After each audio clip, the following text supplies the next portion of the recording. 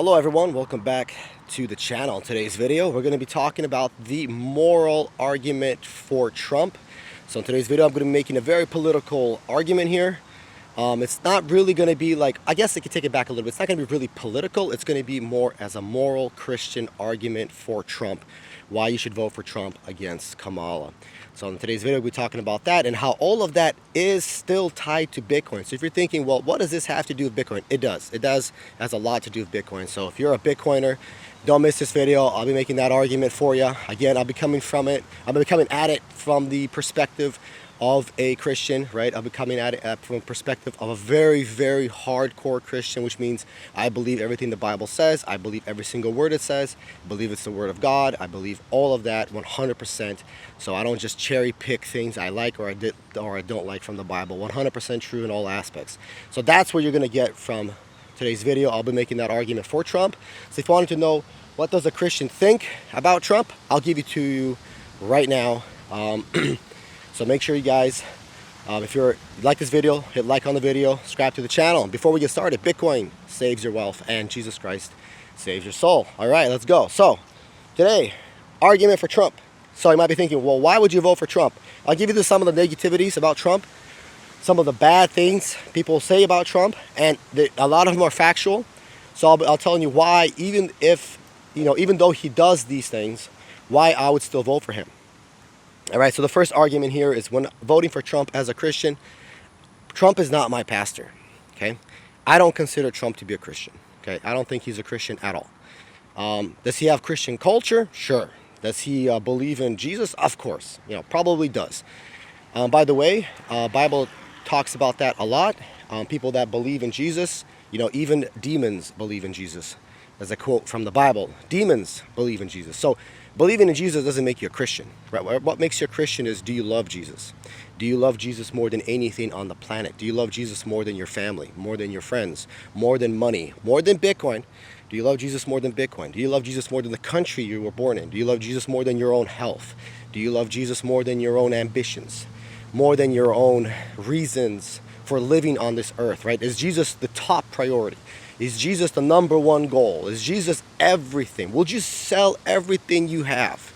Would you give away everything you own so you can have Jesus, right? So you can be with Jesus. Would you do that? That's what makes you a Christian. So when you ask that question to like Trump, would Trump do that? I think the answer is no. I don't think he would say, yeah, of course I do that. No, he wouldn't. And the reason for that is because I don't consider personally Trump to be a Christian. So the argument would be, well, why would you vote for him? Okay, why would I vote for Trump?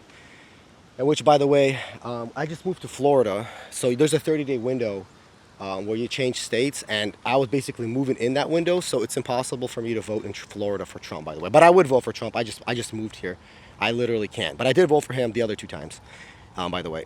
But okay, back to Trump. So with that, wanted to say, like, what about all the things that Trump does bad? These are questions people ask that don't like Trump, or that say, why would a Christian vote for Trump? Like, let's say Trump is divorced multiple times, right? Okay, well, the Bible says that you can only divorce if the other person committed adultery. So Trump and his wife, it looks like he didn't divorce her for those reasons. So that means that divorce is a sin. That is not what Christians should do. He should not have divorced his wife and got married multiple times. So that's wrong. That's a sin. Then other things like Trump, he curses a lot, which is a sin. Trump, that time when the church, like some church burned down, I think in Washington, D.C., as you remember, like a couple of years ago, or not even, like 5-6 years ago, and Trump was holding up a Bible, like he pretends like he reads. Come on, he doesn't read the Bible. He's not a Christian. So when I vote for Trump, I'm not voting for a Christian. I'm not voting for a pastor. I'm voting for a president. So the argument should be, which president is closer, right? Which president is closer to the Bible? That's what the argument should be. Which president has his policies that are more or closer or more in line with the laws of the Bible, right? Which one is more moral? That's the question you should be making for who you'd vote for.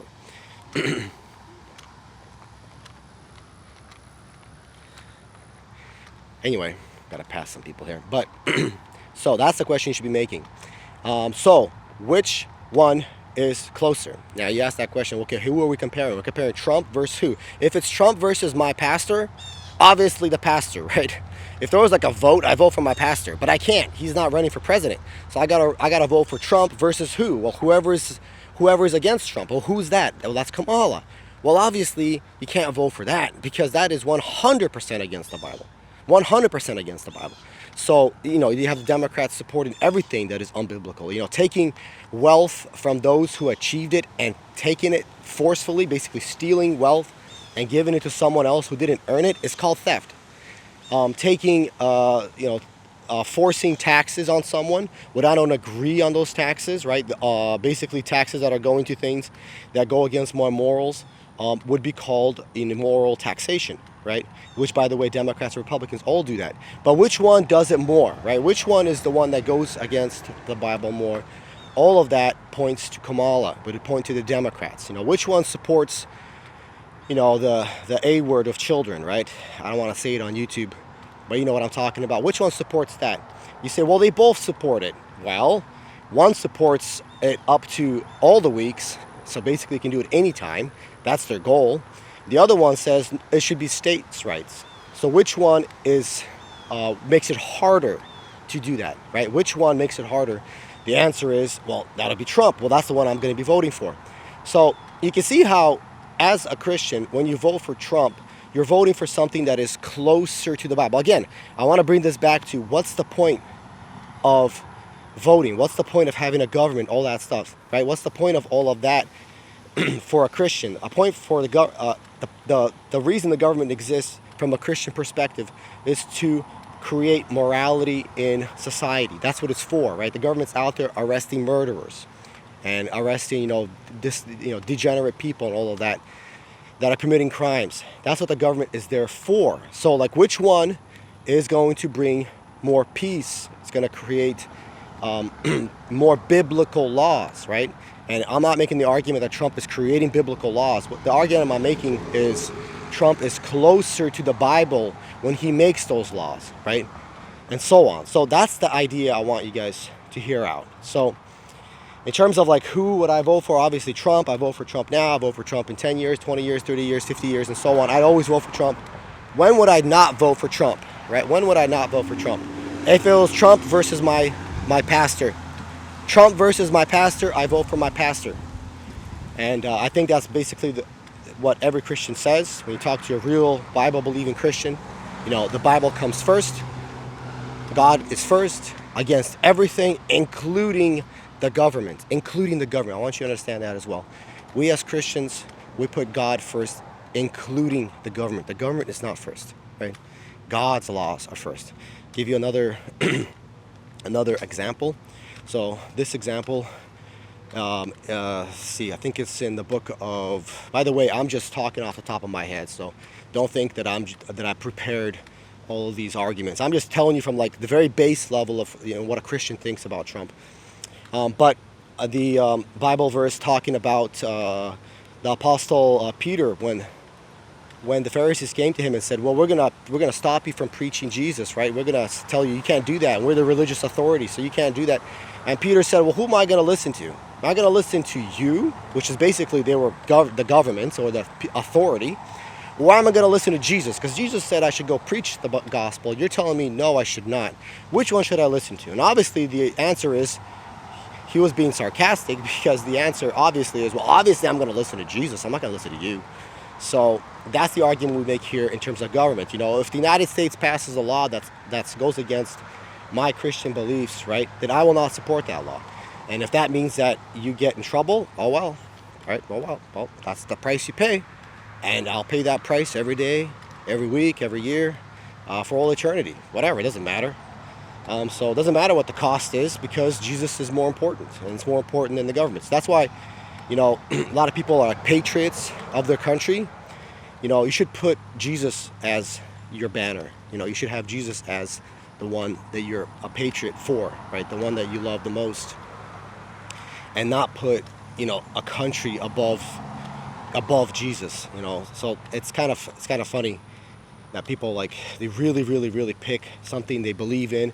Either it's a country or their family or some kind of business or something like that, and they put all their investment into that. when the only investment you should be making, like hardcore, all the way, all 100% in, the one investment you should be making is the one into Jesus. So yeah, that's today's video, just talking about moral argument for Trump. And by the way, what you guys should be voting for, you should be voting for Trump. So that's who we endorse here at Crypto LLC. And lastly, I'll talk about Bitcoin. So how does this all have to do with Bitcoin? So if you're a Bitcoiner and you're thinking, why would it matter, Kamala Harris or Trump? They're both just whatever. I think they both support Bitcoin or they both don't, or maybe you haven't been reading on the news and you don't know for sure. So here's the argument from a Bitcoin standpoint. So which one of these presidents is the one that openly talks about Bitcoin being mined in the United States, how the energy prices need to be reduced in the United States, how we need to create a lower price for commodities in the United States? I mean, which president was doing that? Was it Kamala Harris or was it Trump? It was obviously Trump. Kamala Harris is talking about getting rid of gasoline cars and having all electric. But Kamala Harris is the one that's talking about how these greenhouse gases are bad for the environment and all of that.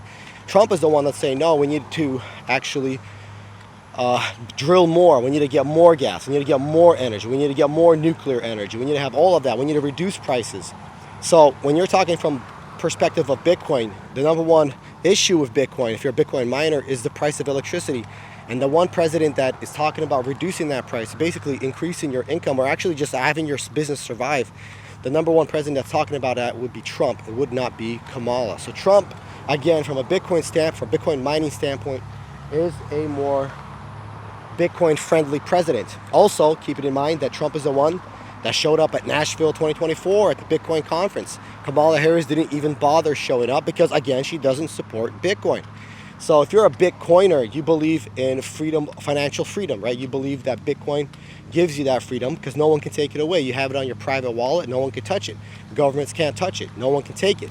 You can take it anywhere in the world and spend it how you want. That's how it's supposed to be. By the way, that's how it was for thousands of years, right? People had gold coins. People took their gold coins to any country on the planet and spent those gold coins in any country. And the country you came from wasn't snooping around, sniffing where you spent the money because it was none of their business where you spent the money. But now you have United States or whatever country you live in, I don't know, a European country.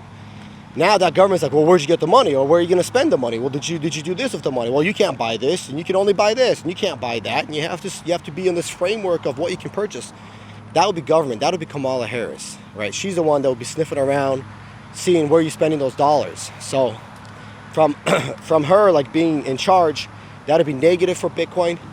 And with Trump being in charge, that would be positive for Bitcoin. So if you're a Bitcoiner, it's really only one vote, right? It's just Trump, because he's the one that makes everything better. It doesn't mean he's a good choice. I'm not saying he's the best choice. I would vote for my pastor if I could, but he's not running for president. Trump is. So I got to vote between Trump or Kamala, and Trump is the one to go with. Well, I hope you guys like this video. Leave a comment. Let me know what are the reasons you guys are voting for Trump, or maybe you're voting for Kamala. Give me some compelling reason why Kamala is better for Bitcoin.